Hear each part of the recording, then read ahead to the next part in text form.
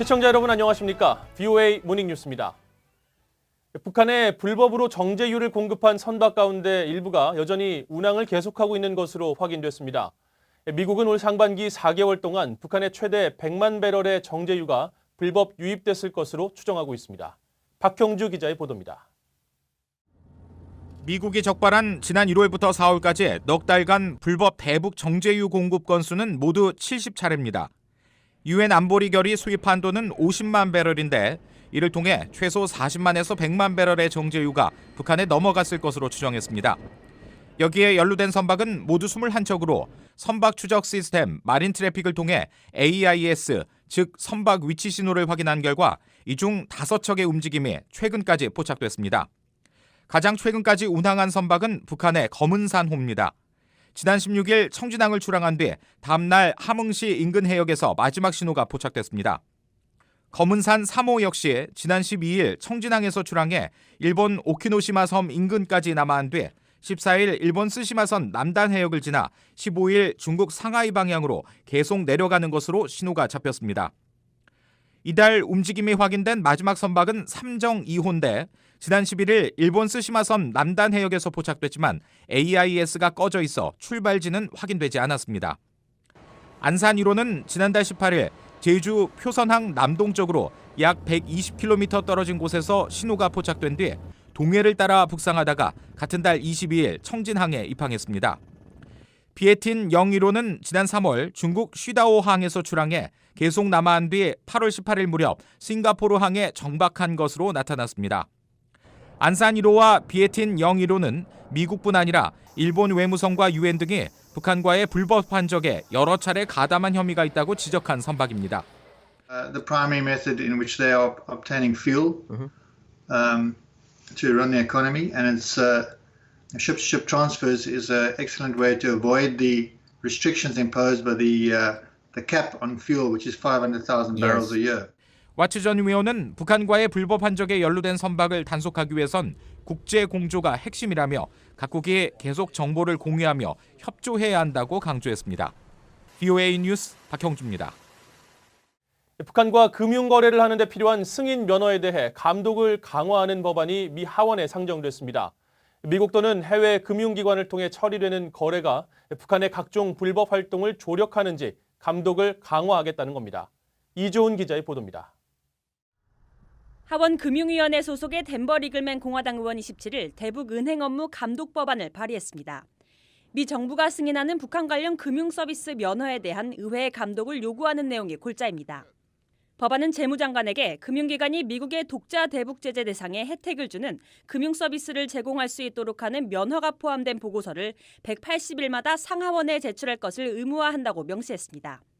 미국은 물론 해외 금융기관에 발급된 면허도 해당됩니다.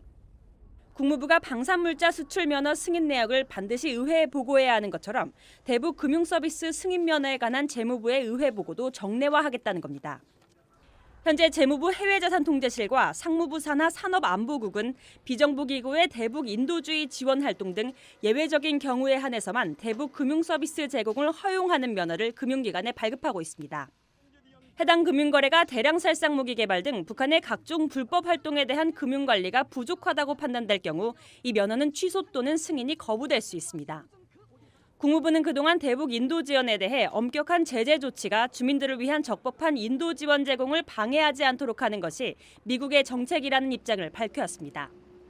그러면서도 북한 정권이 재원을 주민들의 복지보다 대량 살상 무기 프로그램과 군사용 무기 자금으로 사용하고 있다고 지적해왔습니다. 이런 가운데 대북 금융거래를 돕는 해외 금융기관에 의무적으로 3자 제재를 부과하는 강력한 대북 제재 법안은 의회 통과가 유력시되고 있습니다. VOA 뉴스 이조은입니다.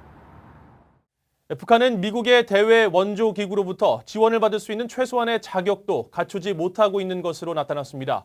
미 대외 원조 기구인 밀레니엄 챌린지 코퍼레이션 MCC는 대북 지원이 법으로 금지돼 있지만 객관적 지표 역시 자격 미달이라고 밝혔습니다. 오택성 기자가 보도합니다.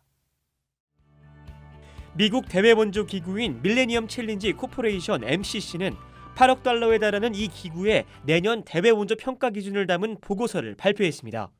북한은 1인당 국민 총소득이 1,925달러 미만인 최빈공국 49개 평가 대상국에 포함되어 있습니다. 북한은 그러나 북한 정부의 직접적인 지원을 금지한 법에 따라 수단과 시리아 등 13개 나라와 함께 기금을 받을 수 없는 국가로 분리됐습니다. 아울러 MCC 홈페이지 자료를 보면 북한은 지원 금지 대상이 아니라도 자체 평가 기준을 거의 충족하지 못하는 낙제점 수준으로 나타났습니다.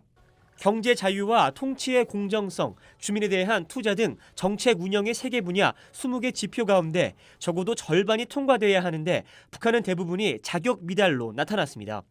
경제자유 지수에서는 자료가 거의 없어 평가할 수 없다는 평가를 받았고 통치의 공정성 분야에서는 100점 만점 기준으로 정치적 권리 0점, 시민의 자유를 3점을 받는 데 그쳤습니다. 또 0점을 중간 기준으로 부패 통제는 마이너스 0.68점, 정부의 국정 효율성은 마이너스 0.78, 법치 준수는 마이너스 0.82로 집계됐습니다. 정보의 자유 역시 0%로 나왔습니다. MCC는 그러면서 북한은 최소한의 충족 기준인 20개 분야 중 절반을 통과하지 못했고 부패 통제와 민주주의 권리도 마찬가지라며 자격이 없다는 의미로 세 분야 모두 X를 부여했습니다. MCC는 이런 기준을 통과한 국가들 가운데 지원국을 선정해 최대 5년까지 다양한 프로젝트를 지원하고 있습니다. 미 정부는 이런 원전을 통해 빈곤 퇴치는 물론 수혜국의 경제 성장과 민주주의 가치 확산을 추구하고 있습니다. VOA 뉴스 우택성입니다. 북한 외무성의 김명길 순회대사가 자신을 미북 실무협상 수석대표라고 밝히면서 도널드 트럼프 대통령이 리비아식 핵포기가 아니라 새로운 방법을 언급한 데 대해 환영하며 협상 결과를 낙관하고 싶다고 말했습니다. 김명길 대사는 20일 담화를 통해 이같이 밝히면서 존 볼튼 전 백악관 국가안보보좌관의 경질과 관련해 거추장스러운 말썽꾼이 사라진 것이라며 이제는 보다 실용적인 관점에서 접근해야 한다는 트럼프 대통령의 현명한 정치적 결단을 환영한다고 말했습니다. 또 트럼프 대통령이 언급한 새로운 방법이 어떤 의미인지 알지 못한다면서도 미국 측이 제대로 된 계산법을 가지고 협상에 나올 것을 기대하며 그 결과를 낙관하고 싶다고 덧붙였습니다. 앞서 트럼프 대통령은 19일 기자들을 만나 볼튼 전 보좌관의 리비아 모델 언급을 거듭 비판하면서 어쩌면 새로운 방법이 매우 좋을지도 모른다고 말했습니다. 미 국방부가 북한과 이란의 잠재적인 탄도미사일 공격에 대비하기 위해 탄도미사일 방어 BMD 프로그램을 갖춘 이지스함 증설을 추진 중이라고 미 의회조사국 CRS가 밝혔습니다. 의회조사국은 19일 발간한 해군 이지스 BMD 프로그램 보고서에서 2020년 회계연도 예산에서 탄도미사일 방어가 가능한 미 해군의 이지스함이 작년 말 기준 38대에서 2024 회계연도 말 59대로 늘어날 것으로 예상된다고 말했습니다. 그러면서 이지스함이 서태평양과 페르시아만에서 북한이나 이란 등의 잠재적 미사일 공격에 대응한 지역 방어를 위해 활동하고 있다고 설명했습니다. 한국전쟁에 참전해 장진호 인근 전장에서 전사한 미군 병사 제임스 제럴드 케이츠 상사의 유해가 모터사이클을 탄 참전 용사들의 어모 속에 고향에 묻힙니다. 베트남 전쟁 참전 용사이자 애국 어모기수 엘라베마 지역 단장인 노이드 퍼슬리 씨는 VOA에 21일 케이츠 상사의 유해가 장례식장에서 묘지로 옮겨갈 때 모터사이클 대열이 엄호할 예정이라고 말했습니다. 이어 케이츠 상사가 자신의 아버지와 어머니가 묻혀있는 엘라바마의 터빌 지역 묘지에 함께 묻히게 될 것이라고 말했습니다. 참전 당시 29살이었던 케이츠 상사는 장진호 전투에서 사망한 뒤 1954년 유엔군이 돌려받은 유해 가운데 한 명이었지만 수십 년간 신원 미상으로 남아있다가 지난 5월 말 첨단 과학기술로 신원이 확인됐습니다. 동해상에서 북한 선원들과 러시아 국경수비대 충돌이 벌어져 북한 선원 한 명이 부상을 입은 뒤 숨졌다고 러시아 당국이 밝혔습니다. 러시아 연방보안국 산하 국경수비대 연해주 지부 측은 20일 불법 조업 단속에 반발하며 저항하던 북한 선원들 가운데 6명이 다쳤으며 이들 가운데 1명이 구류시설로 옮긴 뒤 숨졌다고 밝혔다고 러시아 24와 인테르팍스 등 현지 매체들이 보도했습니다. 러시아 당국은 앞서 지난 17일 러시아 배타적 경제수역 EEG에 속하는 동해의 키토야마토 여울 해역에서 불법 조업을 하고 있는 북한 어선들을 단속해 선박과 선원 161명을 납포했으며 이 과정에서 북한 선원들이 강하게 저항하면서 일부 선원들이 다쳤고 국경수비대원 4명도 부상당했다고 밝혔습니다.